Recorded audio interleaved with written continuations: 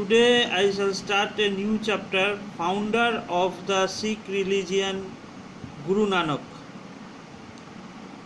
Guru Nanak, born on 15th April 1469, was the founder of the Sikh religion and the first of the 10 Sikh Gurus.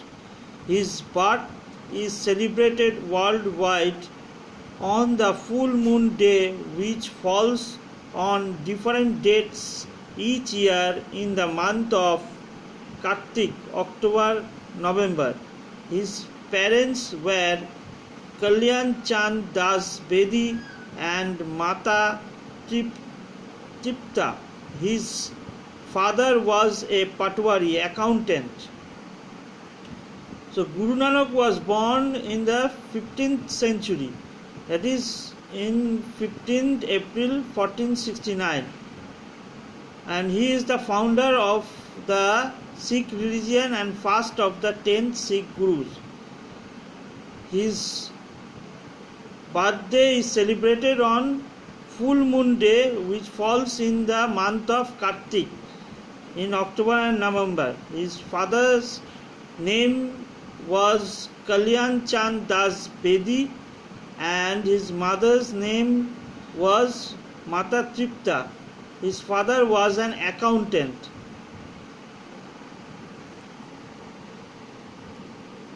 Early life.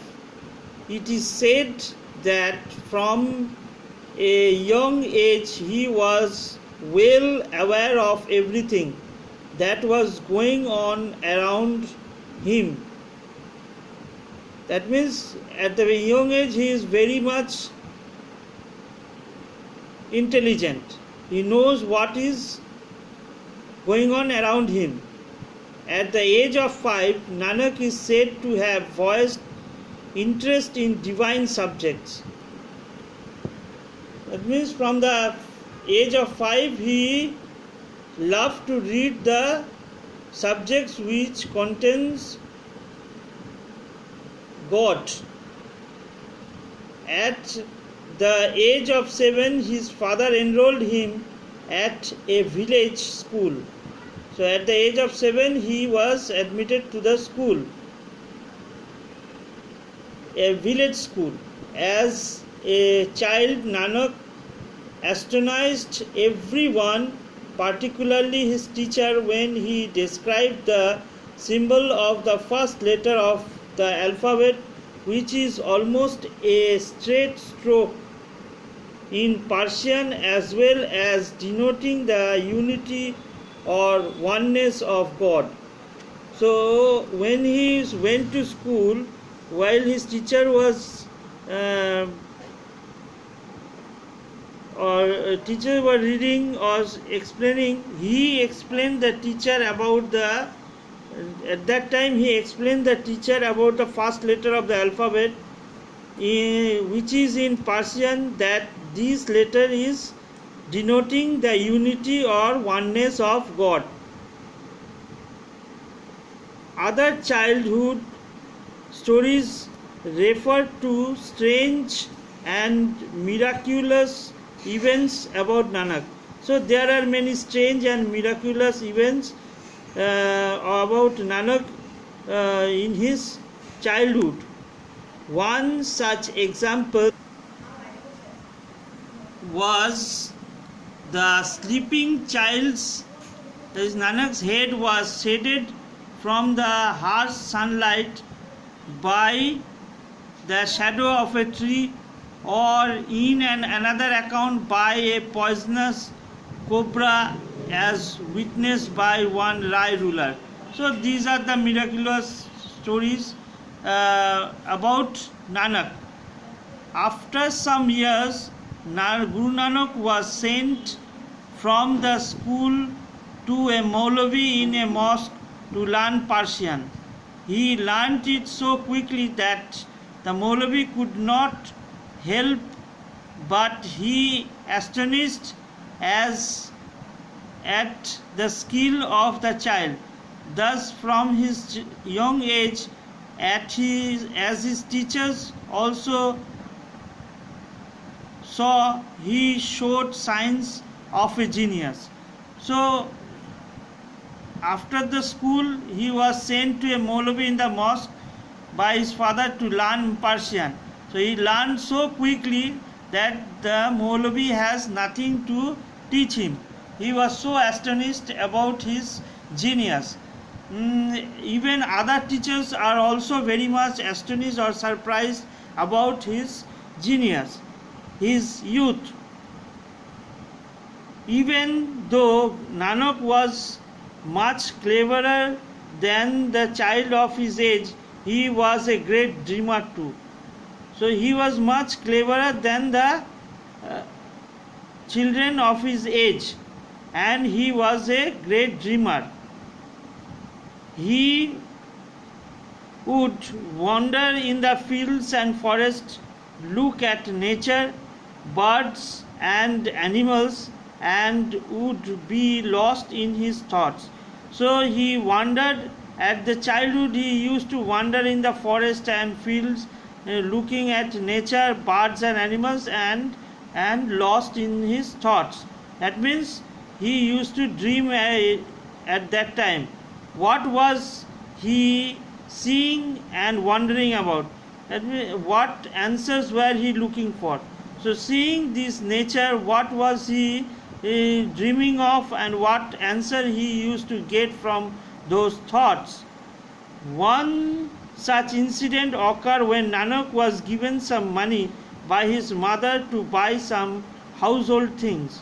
When he returned home after a while, he returned empty handed. When his mother asked him for the things, he said he had not bought them, so she asked him for the money. His reply was, there were some poor gypsies. I gave them the money to buy food. He then asked his parents, did I do wrong in helping them? Both his parents fell silent. So one such incident was that when he was given some money, one day when he was given some money by his mother to buy some household things, so he went outside and to buy, and he gave the monies to some poor gypsies who were standing and begging for some food. So he gave those money to them to buy the food, and when he returned home, his mother asked for the household things. He told that I have given them the money, given the gypsies the money. Did he made any wrong? So his parents were silent of answering to Nanak. At the age of 16, Nanak was married. He had 2 sons.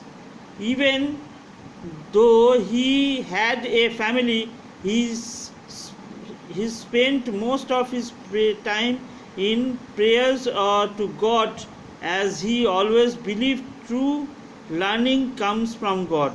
So at the age of 16, he was married and he got 2 sons. Still,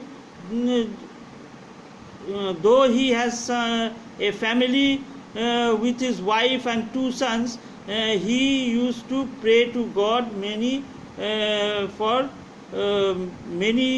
of the time, or most of the time, and so he believed that learning only comes from God. Seeing Nanak leading his life in this manner, his family became worried and decided to put him in some regular work. So his family used to see him that he used to pray most of the time to God and have some thoughts regarding the God, or used to dream. So the people got worried and decided him to put him in some regular work, so that he may be distracted from that type of thing. So Nanak was sent to work as an accountant in the stores of the governor of Sultanpur, Daulat Khan Lodi. He kept accounts very well. His family felt that he was settling down well in life. So he was sent as an accountant. He was to do the work of an accountant in the store of governor of Sultanpur, Daulat Khan Lodi. He did his work well, and his family thought that he is doing his work well, and maybe interested in his family. Sikh tradition states that around 1499, at the age of 30, he had a vision. After he failed to return from the river after his bath, his clothes were found on the bank of a local stream. The people assumed that he had drowned in the river. He appeared after 3 days. He remained silent.